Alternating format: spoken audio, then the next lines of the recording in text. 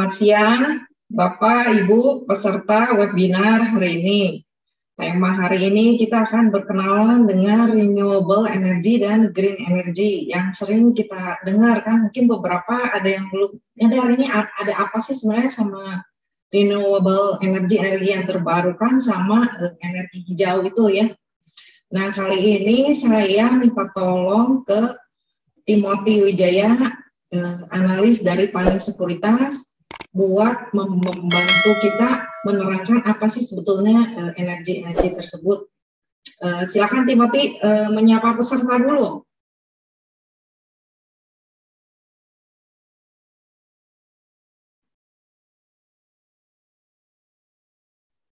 Ya, halo, selamat siang semua peserta webinar ya. Selamat siang Pak Andre, Bu Vivi. Perkenalkan, nama saya Timothy, analis dari Panin Sekuritas. Mungkin hari ini saya akan sharing renewable dan juga green energy ya. Oke, Timothy, kali ini kita ditambahin sama Andre ya, Andre dari Investor Academy. Andre, silakan nyapa peserta Andre.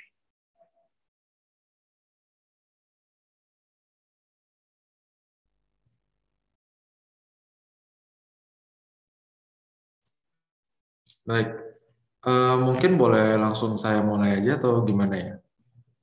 Oke, Andre nge-freeze ya kayaknya ya? Ya, mungkin dimulai aja silakan. Oh. Enggak, Cici yang nge-freeze sih. Saya nge-freeze? Oh, oke. Ya, Andre, langsung mulai aja gitu ya? Ya, mulai aja deh, Ci. Oke, kita kenalan dulu ya, apa sih sebenarnya definisi dari renewable dan green energy ya? Silakan Timothy. Ya, oke. Ini mungkin saya mulai aja ya presentasinya. Sekedar informasi ya mengenai inilah renewable dan juga green energy. Mungkin pertama dari definisinya dulu gitu ya. Jenis-jenis energi ada yang non-renewable, renewable, dan juga green. Kalau non-renewable mungkin udah familiar gitu ya. Energi yang memang masih sangat umum kita pakai di Indonesia. Batu bara, minyak bumi, gas bumi ya. Kalau nuklir mungkin di Indonesia belum ya. Terus ada juga energi yang renewable, artinya energi yang dapat diperbaharui.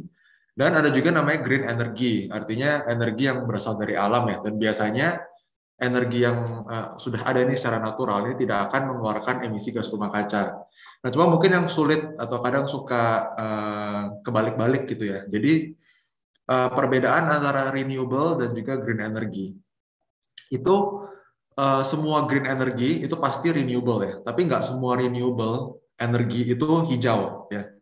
Jadi kalau kita lihat contoh-contohnya nih, yang renewable tapi tidak hijau gitu ya. Itu salah satunya tuh hydroelectric dam atau biasa disebut dengan waduk ya. Waduk, lalu ada biomasa dan juga baterai. Nah, mungkin ini saya jelaskan selanjutnya. Ini jenis-jenisnya. Yang tiga di kanan, gambar tiga di kanan itu adalah renewable energy dan juga green energy ya, dua-duanya. Jadi itu ada solar power, ada wind power, ada geothermal ya. Jadi ada tenaga surya, tenaga angin, tenaga panas bumi. Lalu empat yang di kiri ini adalah jenis renewable energy yang tidak hijau ya. Salah satunya adalah biofuel, hydropower, biomass, energy storage berupa baterai.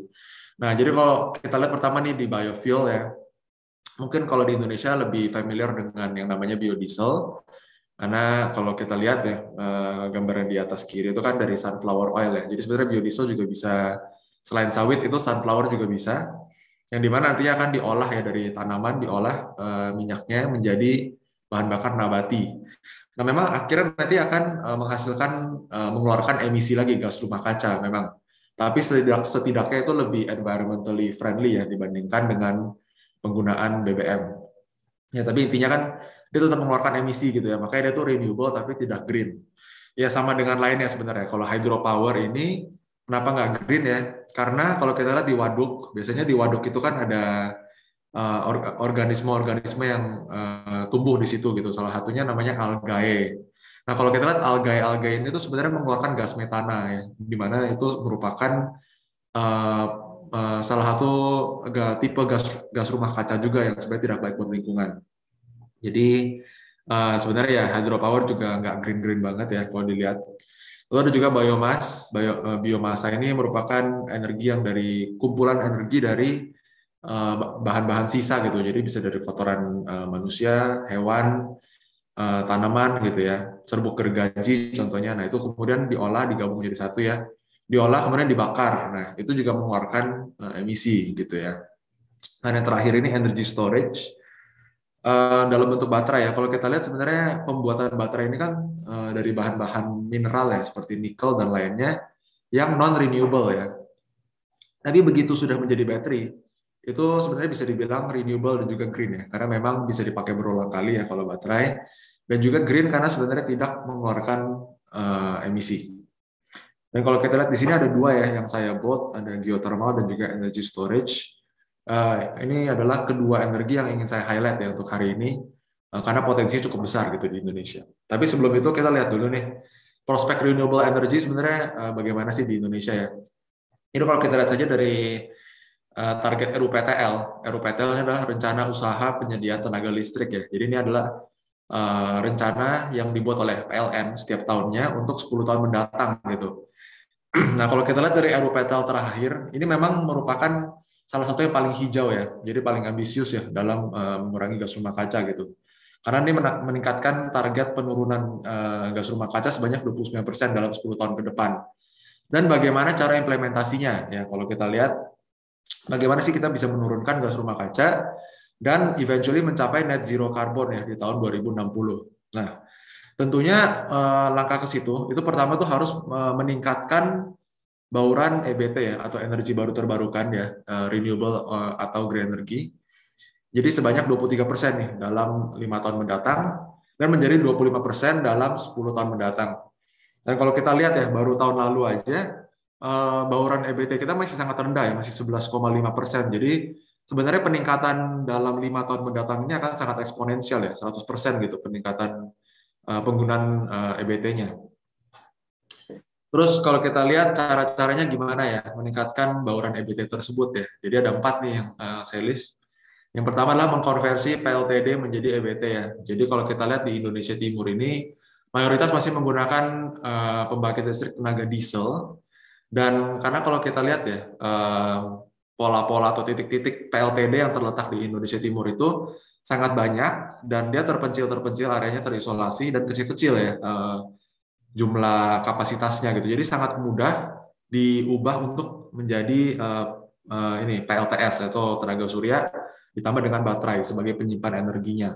Berbeda dengan di Indonesia Timur ya, yang memiliki banyak sekali PLTU yang kapasitas terpasangnya sangat besar gitu. Jadi memang ada perbedaan strategi. Ya, kalau dari Indonesia Timur ini lebih ke perubahan dari PLTD ke PLTS. Kalau dari Indonesia Barat ini itu adalah menggunakan co-firing ya untuk PLTU batubara. Jadi kalau kita lihat PLTU ini kan bahan bakarnya itu adalah batubara ya 100% ya. Nah kedepannya ini diperkirakan, diekspektasikan ya sebenarnya kedepannya ada pengurangan penggunaan batubara dan digantikan dengan biomasa gitu sebagian. Jadi memang sebenarnya sama-sama mengeluarkan emisi gitu, tapi sebenarnya biomasa kan ini sedikit lebih hijau gitu. Jadi itu adalah langkah ya untuk mengurangi penggunaan batubara secara perlahan. Lalu ada juga rencana untuk meningkatkan penggunaan EBT melalui penggunaan EBT untuk di ibu kota negara baru nanti di Kalimantan. Itu diperkirakan ditargetkan gitu ya bahwa nanti kedepannya semuanya bakal pakai energi terbarukan, jadi tidak lagi membangun PLTU yang baru gitu. Dan yang terakhir adalah menggunakan lahan eks tambang menjadi PLTS. Jadi kalau kita lihat salah satu emiten batubara BUMN ya, PTBA itu kan memiliki lahan eks tambang buat bekas penambangan batubara yang sudah tidak terpakai. Itu memang mereka memiliki rencana juga ya untuk digantikan semuanya menjadi PLTS gitu. Jadi ada baiknya itu meningkatkan bauran dari EBT ini. Oke, nah ini kalau kita lihat nih dari RUPTL yang saya ambil ya. Jadi yang kiri adalah penggunaan, yang kiri adalah jumlah besaran gigawatt hour-nya per jenis bahan bakar. Yang kanan ini persentasenya. Jadi kalau kita lihat EBT di tahun 2021 ini sekitar 35 gigawatt hour aja ya. Tapi kalau kita lihat 10 tahun mendatang ini sudah lompat cukup signifikan ya, menjadi ke level 95 gigawatt kurang lebih untuk EBT-nya, porsi EBT-nya. Dan kalau dari persentasenya ya berarti dari 11,5% menjadi 25%. Jadi peningkatan kurang lebih 165% dalam 10 tahun, dan di tahun 2030 nantinya EBT ini akan menjadi sumber energi terbesar kedua ya setelah batu bara. Jadi nantinya gas alam dan juga BBM ini penggunaannya akan semakin lama semakin menurun, mengecil. Nah, tadi kan saya sebut ada dua jenis energi yang ingin saya bahas gitu ya. Yang pertama ini adalah geothermal, nanti saya akan bahas juga tentang baterai ya, energy storage. Nah, kalau geothermal ini sebenarnya apa sih gitu ya? Geothermal ini kan adalah panas bumi ya. Jadi sebenarnya kalau di satu pembangkit listrik tenaga panas bumi ini cara kerjanya kurang lebih digambar ini gitu. Jadi memasukkan pipa ke dalam kerak bumi, kan karena kerak bumi ini sangat panas. Jadi mereka memasukkan cairan dingin, begitu keluar dari kerak bumi itu sudah menjadi cairan hangat gitu ya, sangat panas, di mana nantinya panas tersebut menghasilkan steam atau uap air gitu ya. Yang uap air itu nanti digunakan sebagai penggerak dari turbin dan menghasilkan energi gitu dari turbin tersebut. Nah, jadi sebenarnya proses geothermal cukup simpel ya, cuma masukin air ke dalam tanah karena panas, keluar sudah menjadi air panas gitu ya, itu bisa menghasilkan energi baru gitu. Jadi ini saya list ya beberapa kelebihan dan kekurangan. Tentunya PLTP ini sangat ramah lingkungan ya, karena ya seperti kita lihat tidak ada emisi gitu yang dikeluarkan dari pembangkit listrik ini, dan sangat dapat diandalkan. Kenapa? Kalau kita bandingkan dengan green energy lainnya ya, contohnya kalau kita bandingkan dengan PLTS tenaga surya, ketika malam hari kan mereka tidak bisa menyerap energi ya, karena tidak ada energi yang diserap malam hari gitu. Lalu kalau kita lihat tenaga angin ya, turbin. Nah, kalau turbin ini kan kalau nggak ada angin juga tidak bisa mendapatkan energi. Jadi cukup situasional gitu ya bisa dibilang.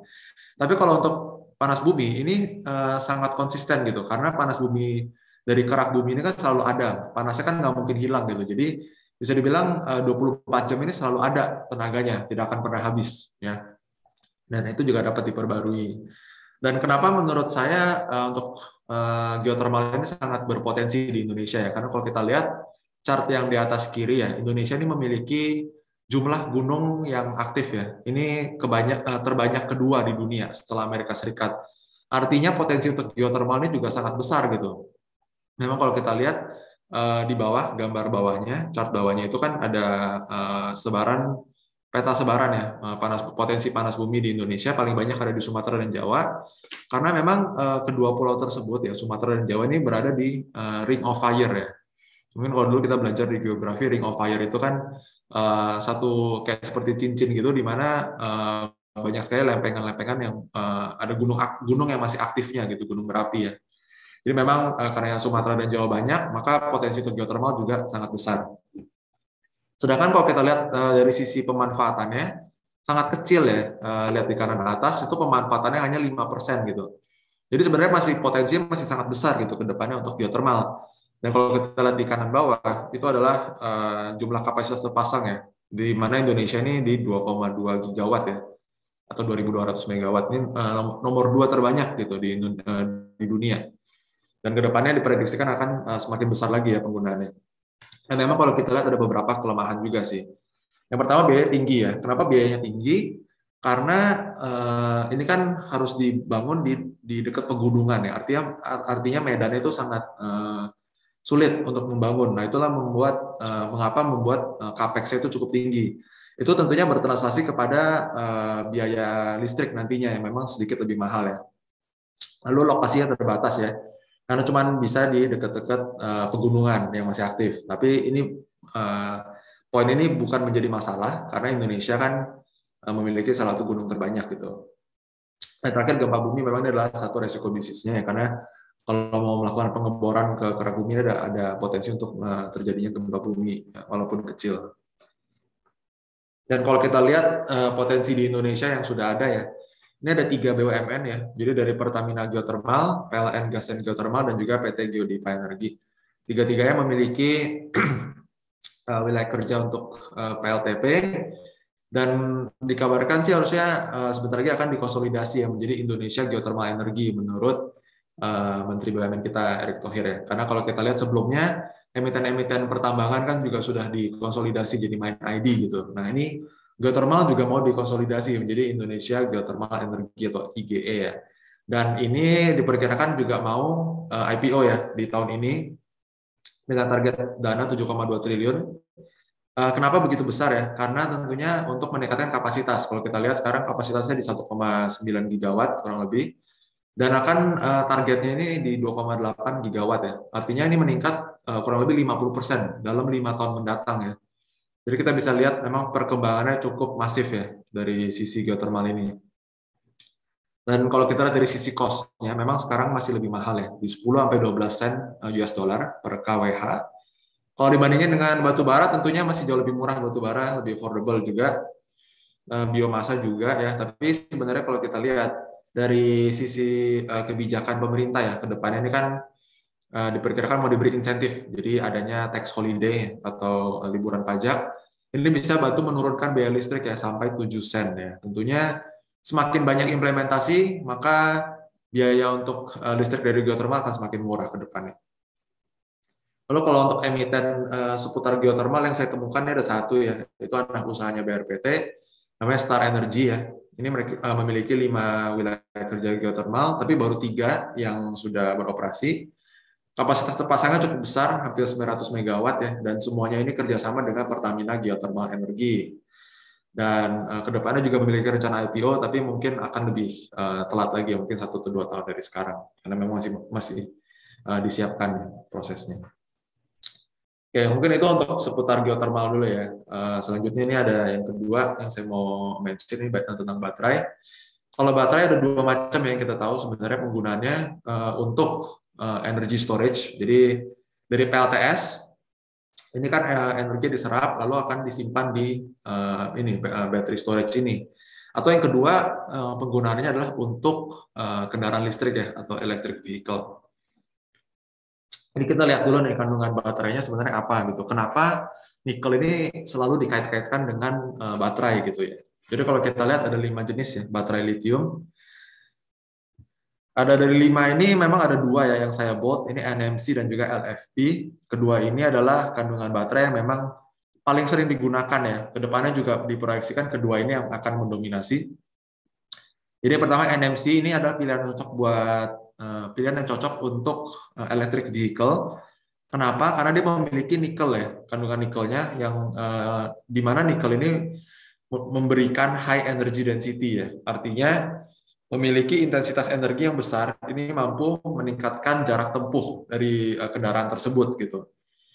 Kalau kita lihat yang gambar di kanan ya, itu adalah evolusi dari inovasi baterai gitu. Jadi awalnya itu NMC 111, artinya sepertiga dari masing-masing ya, dari nikel, manganis, dan kobalt. Terus sekarang mulai beranjak ya, yang sekarang masih sering dipakai itu NMC 622 ya. Tapi kedepannya nih sedang di-develop namanya NMC 811, di mana penggunaan nikel tuh 80% ya dari satu baterai ini gitu. Dan kalau kita lihat di chart di bawahnya, memang ternyata nikel ini cukup berkontribusi ya dalam meningkatkan kapasitas energi gitu. Kalau kita lihat yang NMC 811 aja kapasitasnya bisa mencapai 200 mAh ya per gramnya. Jadi itulah sebenarnya alasan kenapa ya kalau kita lihat nikel sangat dikait-kaitkan dengan baterai. Lalu kalau kita lihat, itu kan tadi buat electric vehicle gitu. Kita lihat penggunaannya untuk solar battery storage ya, untuk penyimpanan dari panel surya. Ini menggunakan LFP ya. Jadi bedanya dengan NMC ini tentunya dia nggak memiliki kandungan nikel maupun kobalt yang cenderung mahal ya kalau di market ya. Jadi memang LFP ini sangat cocok untuk battery storage karena memang harganya lebih murah, lebih stabil. Karena ada aluminiumnya juga ya, jadi dia rentang derajatnya itu tuh di minus 4 sampai 70, jadi nggak mudah terbakar ya. Kalau kita lihat NMC memang ada cenderung resiko yang lebih tinggi untuk bisa terjadi kebakaran. Nah itu kalau kita lihat di chart yang kanan bawah, itu ada simple comparison-nya ya antara kedua baterai.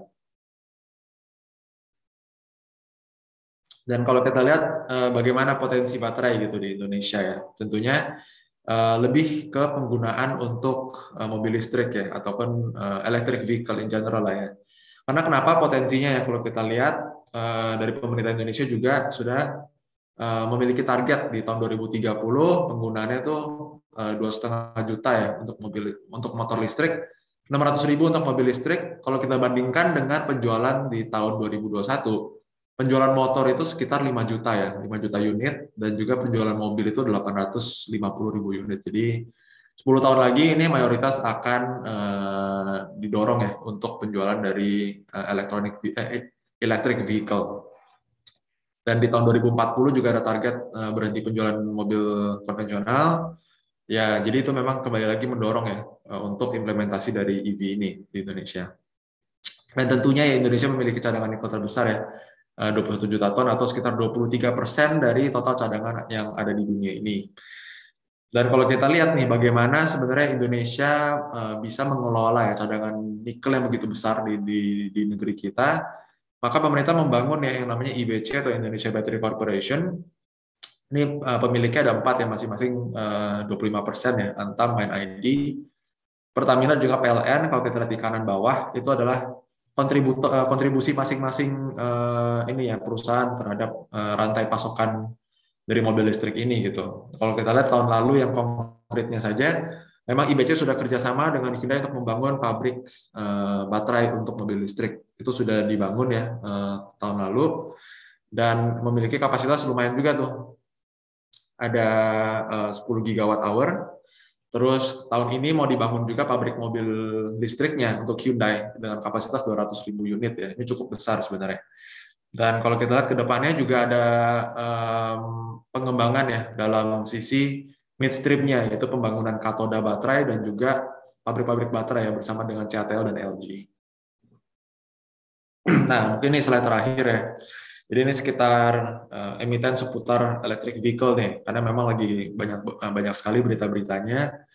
Kalau kita lihat Antam ya, sebenarnya dari 2 tahun lalu sudah ini tanda tangan MOU juga dengan CATL, membangun pabrik litium ya, cuman belum ada kelanjutan lagi. Cuman yang kita tahu saat ini ya, tahun 2024 nanti Antam juga ada rencana untuk membangun pabrik ya, pabrik HPAL, di mana nanti hasil dari pabrik tersebut akan berkontribusi terhadap pembuatan dari baterai. Lalu MDK juga ada tanda tangan dengan CATL juga ya, jadi kita lihat CATL ini cukup agresif di Indonesia dalam mengembangkan ekosistem kendaraan listrik. Makanya MDK juga sudah melakukan right issue juga ya, sebesar 3,4 triliun. Memang untuk sebagian memang untuk kelangsungan usaha mereka, sebagian untuk mendanai proyek baru mereka dengan CATL. Lalu Indi juga kemarin sudah membangun ya, tahun lalu membuat perusahaan untuk mengembangkan motor listrik ya, EMI namanya. Dan di Januari kemarin sudah kerjasama ya, menghubungkan kerjasamanya dengan beberapa pihak ya, IBC salah satunya, Gogoro dari Taiwan, Foxconn ya juga, itu mau membuat pabrik baterai ke depannya di Indonesia.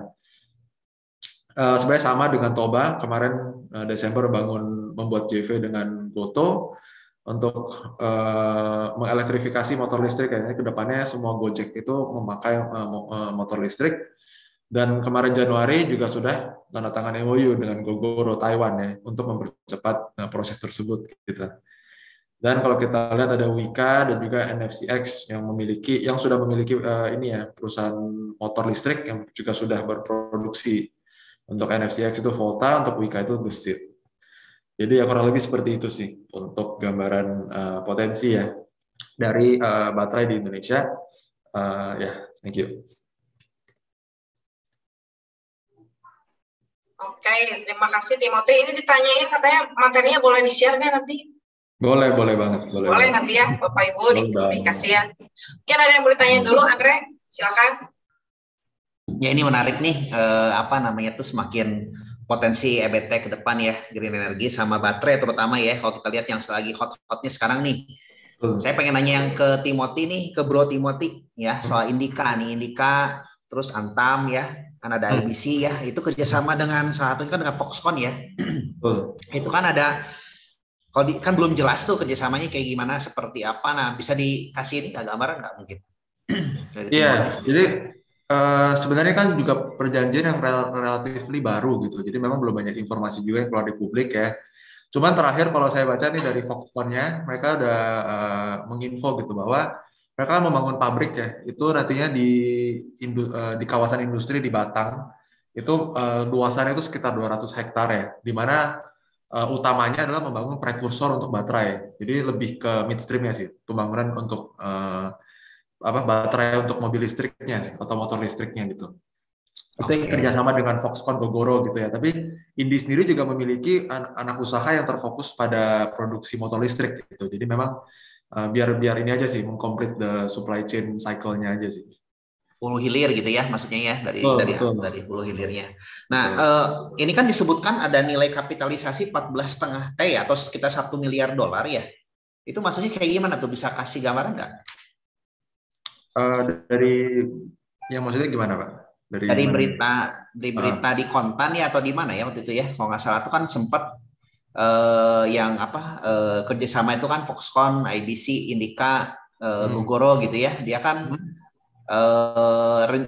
dan estimasinya tuh nilai kapitalisasinya tuh akan mencapai 14,5 T atau sekitar $1 miliar. Nah itu bisa kasih gambaran nggak ya? Mungkin apakah dari Timothy ada informasi soal ini atau gimana? Total bahkan lebih dari 100 miliar, bukan 1 miliar lagi ya?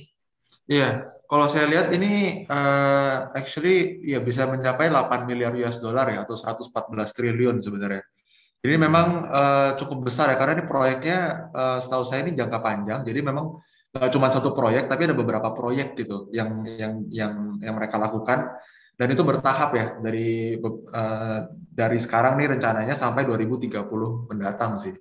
Jadi mungkin kalau dengan kapitalisasi yang sebesar itu ya, menurut saya sih memang akan dibangun beberapa pabrik sih ya, tentunya dari nggak cuma pabrik baterainya, tapi juga pendukung-pendukungnya sih sebenarnya. Jadi bisa sampai sebesar itu nantinya. Nah, kalau dari Indika sendiri contohnya, kita ngomongin dari Indika, porsinya sendiri Indika sudah ada gambaran belum, Timothy? Atau nggak, misalkan contoh kayak IBC sendiri gitu ya? Kalau untuk dari kerjasama ini sebenarnya belum ada informasi dari perusahaannya lagi sih, tentang kayak mereka ini invest atau stake mereka berapa persen, ini mereka belum disclose ya untuk saat ini. Oke, berarti belum tahu ya, baru hanya potensi ya. Ini kayak mesti meet CEO Indika ini. Kalau penasaran. Ya perlu Ci, itu Ci, penting Ci. Atau nggak Antam nih boleh kalau bisa. Kalau nggak Toba, berarti bau-baunya kan duitnya ada di geothermal, baterai kan, berarti ya situ ya. Nah, boleh nggak saya kasih pertanyaan terakhir lagi nih? Kira-kira dari Timothy sendiri kan, ini kan kita ngomongin potensi kan, dari potensi sedemikian besar sampai tahun 2030, 8 tahun kemudian lah kita bicara tuh switching kan, tadi seberapa 11% ya, ke sekitar 25 ya kalau nggak salah tuh ya. Nah itu kan cukup lumayan juga tuh sampai tahun 2030. Nah yang berapa besar tuh yang di baterai, dan kedua kira-kira ini seberapa revenue yang akan dicetak atau nggak laba ini tuh memang estimasi ini dalam waktu dekat atau nanti akan masih panjang nih ceritanya untuk seperti kayak Indika, IBC sendiri bisa profit lah kalau kita ngomongin. Oke. Ya, jadi kalau untuk besarannya ya, untuk baterai ya, mungkin baterai actually cukup signifikan sih bisa dibilang ya, karena kalau kita lihat sekarang yang sangat dikembangkan juga adalah PLTS ya. Biasanya disebut sekarang tuh PLTS atap ya, jadi di atap-atap rumah itu juga dibangun. Lalu kalau yang bukan di perumahan itu ada yang secara skala besar juga ada gitu ya, dari lahan eks tambang ataupun di switching dari PLTD ke PLTS. Jadi kan setiap ada PLTS tentunya harus menggunakan baterai gitu sebagai energy storage-nya. Jadi potensi dari situ udah cukup besar gitu ya, dari sisi battery as a energy storage from PLTS. Di satu sisi juga ada penggunaan baterai dari sisi electric vehicle gitu. Jadi ada dua macam yang dua-duanya sedang berkembang cukup pesat nih ke depannya. Dan menurut saya itu akan menjadi salah satu yang katalis ya, kenapa perkembangan dari baterai ini akan cukup eksponensial nih untuk 10 tahun ke depan. Tapi kalau kita lihat dari sisi revenue, mungkin kapan itu bisa terrealisasi ya, revenue-nya, kapan perusahaan-perusahaan tersebut bisa mendapatkan keuntungan, bisa dibilang masih cukup lama ya, karena kan sekarang masih tahap di mana mereka membangun perusahaan, membuat joint venture, mencari pendanaan gitu ya, masih di tahap very early stage lah ya. Dan kalau kita lihat setelah itu kan pasti masih membutuhkan biasanya proses FID ya, atau Final Investment Decision. Jadi setelah dilakukan feasibility study, terus dilihat apakah ini layak untuk diinvestasi atau tidak gitu. Jadi sebenarnya perjalanan untuk sampai sana masih cukup panjang. Mungkin ya makanya kita lihat sih sebenarnya 5-10 tahun ke depan sih. Kalau kita lihat mungkin dari emiten-emiten aja ya, yang memang sudah membangun smelter-smelter ya. Contohnya kan ada kayak Inco kan ada rencana membangun 2 smelter besar gitu ya.